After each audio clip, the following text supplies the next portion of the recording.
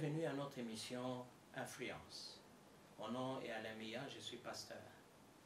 Aujourd'hui encore, nous sommes dans la joie de vous savoir nombreux devant vos écrans. Aujourd'hui, nous commençons une nouvelle série d'enseignements que nous intitulons Leadership et comportement. Nous venions de finir une série d'enseignements que nous avions intitulé Les bases du leadership. Alors aujourd'hui, nous voulons encore voir encore autre chose qui est lié au leadership. Alors, comme nous l'avions souligné dans les enseignements passés, le leadership se rapporte à la stimulation, à la vitalisation des hommes dans la poursuite d'un but. Le rôle d'un leader, c'est de garder les gens engagés, de garder les gens, la vitalité des gens, de stimuler les gens pendant tout le temps qu'ils sont en train de poursuivre leur but. Alors, les gens que nous sommes, nous les appelons bien des gens, nous ne disons pas des robots. Ce sont des hommes, et les hommes, ce sont des êtres émotifs, et un leader est appelé à connaître les hommes. Et comme je le disais, ou je le dis souvent, surtout dans nos églises ou dans notre société, les gens connaissent ou déploient beaucoup d'énergie pour connaître Dieu, et d'autres en déploient même beaucoup plus pour connaître Satan. Toute la démonologie là, ils maîtrisent bien, mais très peu maîtrisent tout ce qui a trait à l'homme. Alors que l'homme, c'est un acteur clé dans tout ce qui se passe sur la terre, et même dans le travail du leader. On ne peut pas être leader sans les hommes, et parce que le leadership, on l'exerce sur les hommes. Alors, il est important à tout leader de maîtriser ou il est important qu'il devienne un expert en matière humaine, surtout dans les attributs d'un individu. Alors, pour ce faire, il est important qu'un leader, et c'est ainsi que j'ai énuméré au moins 6 choses que doit connaître à titre d'introduction, que doit connaître ou doit savoir un leader dans la gestion de l'homme ou des attributs d'un individu. Un leader doit avoir une connaissance approfondie du comportement individuel ou du groupe. Il est important, le leader, parce qu'il est appelé à gérer les hommes, il doit avoir une connaissance approfondie en matière du comportement. Et non seulement d'un individu, mais aussi d'un groupe d'individus. Il est important qu'un leader, que tu sois pasteur, chef d'entreprise, directeur, que tu maîtrises ou que tu aies une connaissance approfondie dans le comportement ou du comportement. Deuxième chose, un leader doit avoir une connaissance de l'organisme humain. Il est important de connaître cela.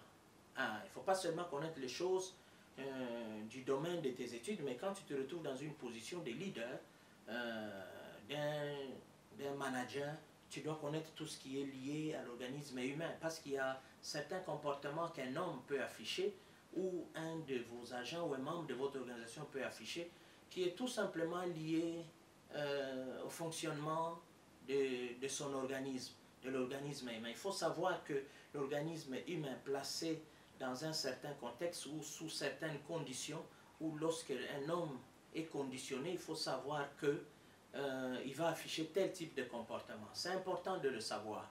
Si vous ne le savez pas, vous risquez de tout lier au démon ou à la mauvaise foi. Pas nécessairement.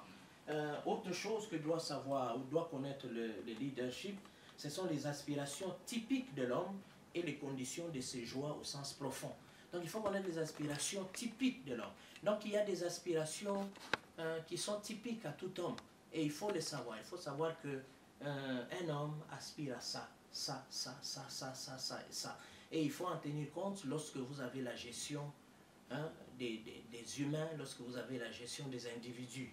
Quatrième chose qu'un leader doit connaître, c'est la hiérarchie des besoins humains.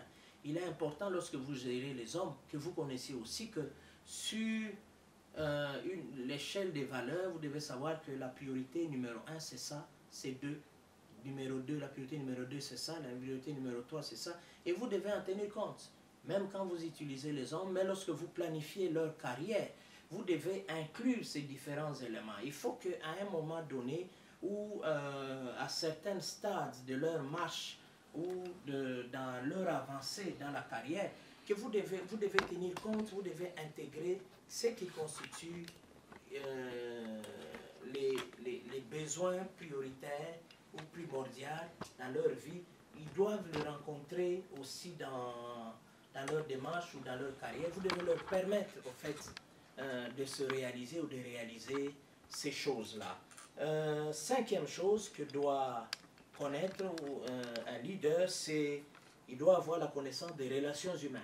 En tant que leader, vous devez comprendre, vous devez savoir comment les relations humaines fonctionnent et vous devez en tenir compte et cela va vous aider dans la gestion des hommes, même dans la manière, votre manière d'être avec vos collaborateurs. Ceci jouera un rôle important et dans la manière d'être de vos collaborateurs aussi avec leurs subalternes, ceci sera aussi d'un apport considérable. Enfin, la dernière chose, un leader doit connaître ce qui constitue une motivation de base dans la conduite ou dans le comportement. Il faut savoir qu'est-ce qui est ou qu'est-ce qui peut constituer une motivation de base dans le comportement d'un homme, d'une femme, et cela est très important à savoir et cela va vous aider dans la gestion de toutes les ressources humaines qui peuvent être mises à votre disposition. Alors, nous, dans le cadre de cet enseignement, nous avons estimé qu'il était important quand même d'étudier les tempéraments. Parce qu'on ne peut pas parler du comportement sans faire référence au tempérament. Alors, vous verrez qu'il y a un grand médecin, Hippocrate, déjà à une époque un peu reculée, où il fit parmi les premiers qui ont entrepris à étudier effectivement les comportements humains et à faire même une classification. Nous n'allons pas entrer peut-être dans les détails qui l'ont conduit effectivement à établir sa classification, et la classification d'Hippocrate, qui est la plus vieille, au fait, c'est une classification qui est constituée de 4 grands tempéraments. Quand vous allez chez d'autres auteurs ou d'autres comportementalistes, vous pouvez trouver que leur classification a plus de 4 comportements. Ce n'est pas grave, c'est tout simplement parce que vous verrez qu'il y a des tempéraments de base, mais les tempéraments de base ne sont pas nombreux, mais il y a d'autres tempéraments qui sont au fait des croisements ou qui sont au fait des mixages des tempéraments de base, ce qui fait que lorsque il y a croisement des tempéraments de base, ça donne plusieurs variantes. Mais selon Hippocrate, il a donné 4 grands tempéraments. Nous avons les sanguins, nous avons les lymphatiques, nous avons les bilieux et nous avons les nerveux. Je reprends, selon Hippocrate, et selon lui, il a donné 4 grands tempéraments. Il y a les sanguins, les lymphatiques, les bilieux et les nerveux. D'une manière générale, les tempéraments sont quelque chose ou sont d'origine génétique. C'est quelque chose de génétique. C'est quelque génétique, ça veut dire quelque chose avec lequel nous naissons, qui sont dans nos gènes. Et il n'y a pas a priori des tempéraments purs, parce que personne ne peut dire qu'il a un tempérament pur. Non. Et comme je l'ai dit tout à l'heure, il y a les mixtes sont les plus nombreux. Bien que les tempéraments soient d'origine génétique, les tempéraments est une notion qui est un peu variable parce qu'un tempérament peut se modifier sous l'effet des facteurs qui peuvent être soit la maturité, soit des événements extérieurs ou soit une adaptation aux circonstances nouvelles.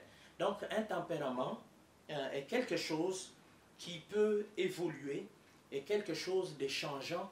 Un tempérament est quelque chose qui peut subir une modification. Donc un tempérament peut ou ne pas rester pur ou tel qu'il est au début. Alors, pour plus de compréhension, nous avons voulu ajouter aussi ceci.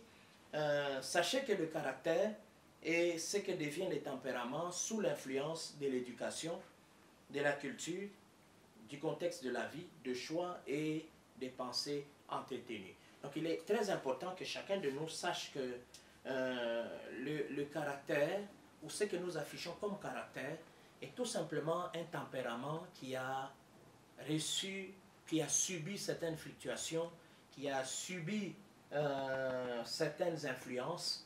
Et ces influences-là peuvent être l'éducation, la culture, les contextes de la vie ou les choix ou les pensées que quelqu'un entretient peuvent au fait déboucher sur le caractère que quelqu'un va finir par afficher. Si nous ne pouvons pas faire grand-chose pour notre tempérament, mais nous avons une grande responsabilité sur la formation de notre caractère. Parce que c'est à nous, à ce moment-là, de choisir quel type d'éducation nous voulons avoir ou que nous voulons laisser nous influencer, quel type de pensée nous pouvons, auquel nous pouvons laisser de la place, quel type de circonstances nous pouvons laisser, au fait, nous influencer ou modifier ou altérer peut-être le tempérament de base que nous avions. Donc il est important de savoir tout cela. Alors, nous aimerions dire, certes, il y a plusieurs classes, plusieurs types de tempéraments, mais nous devons seulement retenir qu'il y a deux grandes familles de tempéraments. Deux grandes familles de tempéraments. Je reprends encore, il y a deux grandes familles de tempéraments. Ça veut dire que tous, quel que soit le comportementaliste et le nombre de tempéraments qu'il aura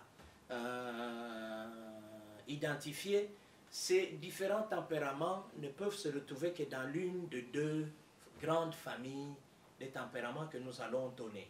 Alors, nous avons la première grande famille de tempéraments, c'est les introvertis, et d'autre part, nous avons les extravertis. Donc, nous avons d'une part les introvertis, je reprends, d'autre part, nous avons les extravertis. Alors, nous allons commencer par voir nous avons dit les introvertis plutôt et les extravertis. Alors, les introvertis, de prime abord, un introverti, c'est quelqu'un ce n'est pas quelqu'un qui est malade, parce que les gens pensent que quand quelqu'un est un introverti, c'est quelqu'un qui est timide, tourné vers lui-même, qui n'est pas malade. Les gens pensent que non, c'est quelqu'un qui est malade. Non. Un tempérament, et particulièrement quelqu'un qui est un introverti, ce n'est pas quelqu'un qui est malade, c'est tout simplement une manière de s'exprimer. Il faut considérer que cette personne-là ne s'exprime pas comme vous. Si vous êtes un extraverti, le monde n'est pas obligé, ou le monde n'est pas plein des gens qui doivent s'exprimer seulement comme vous. Non, vous vous exprimez de votre manière, peut-être vous exprimez, vous êtes ouvert, vous parlez comme vous voulez, mais tout le monde n'est pas obligé d'être comme vous. Il y a d'autres qui s'expriment différemment. Et un introverti, c'est une personnalité, c'est quelqu'un qui est caractérisé par un investissement plus grand de sa réalité interne que du monde extérieur. Je reprends encore, un introverti, c'est quelqu'un ou c'est une personnalité caractérisée par un investissement plus grand de sa réalité intérieure que du monde extérieur. D'une manière générale, un introverti, c'est quelqu'un qui est tourné vers lui-même, vers son intérieur. Et d'une manière générale, nous allons donner des caractéristiques des différents tempéraments qui sont à classer parmi les introvertis, mais d'une manière générale, retenez que les introvertis, ce sont des gens qui se vexent. Ce sont des gens qui se vexent, qui pleurent silencieusement, ils sont rancuniers, capables de vengeance froide, de haine, ils sont jaloux, ils sont refoulés, scrupuleux, culpabilisés. Les introvertis sont ou ne sont peu impressionnables, ce n'est pas des gens extraordinaires, ils communiquent mal avec les autres. Ça, vous pouvez le voir chez la plupart des introvertis, à moins que leur tempérament ait subi une certaine influence, une certaine évolution. Ils se détruisent souvent par des facteurs internes. Ils ont des diarrhées et des indigestions émotionnelles, des poussées de fièvre psychosomatiques. Donc ça, ce sont les grandes caractéristiques introvertis, mais nous allons voir prochainement, nous allons prendre certains tempéraments liés à cette famille et que nous allons aussi analyser profondément. Aujourd'hui, nous nous arrêtons là. Que Dieu vous bénisse et à la prochaine.